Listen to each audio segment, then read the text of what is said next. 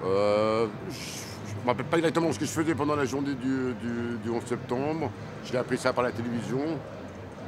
Bon, ça m'a choqué, quoi, hein, mais ça n'a pas changé outre mesure ma vie. Ouais. Oui, j'étais à l'école, j'étais au lycée. Donc j'étais en cours.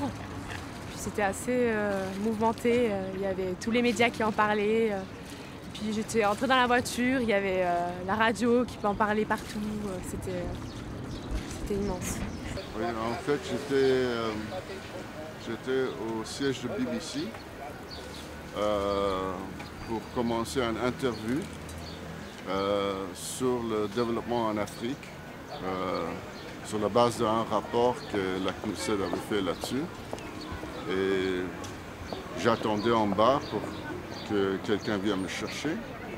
Et finalement, quelqu'un est venu, on a monté, il a dit, il s'excusait, il a dit qu'il y a une chose qui s'est passée à New York. Il y a un avion qui est entré dans le bâtiment de World Trade Center.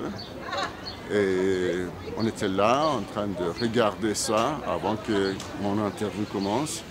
Et voilà, il y a un deuxième avion qui est entré dans le deuxième bâtiment.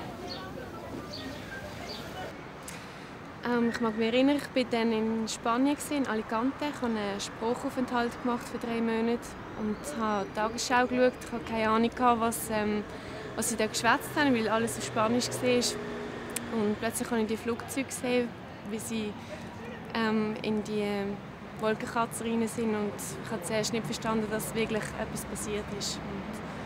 Ich habe dann einfach Zeitungen geschaut, Internet, und es hat mich recht beschäftigt, was dort alles abgegangen ist. J'étais entre Aix et Marseille. Je travaillais, j'étais en moto et je prenais de l'essence dans une station essence. Et il y avait à la télévision donc, une projection des événements depuis New York. Et j'avais des larmes aux yeux en voyant tous ces gens qui regardaient ça et on n'y croyait pas. On se disait c'est pas possible, c'est un montage, c'est pas possible que ce soit réel. Disons, la première, c'était un collègue qui est venu tout affolé. Il était venu tout affolé parce qu'il a dit ben, l'Amérique elle a été attaquée. Puis, on avait tous peur de la guerre. Quoi. On avait tous peur. À ce moment-là, ben, c'était un petit peu la panique. Je pense que le fait que ce soit un attentat, c'était encore beaucoup plus... Enfin voilà, peut-être de savoir que c'est un être humain ou plus des êtres humains qui ont déclenché ça, je pense personnellement que ça marque encore plus.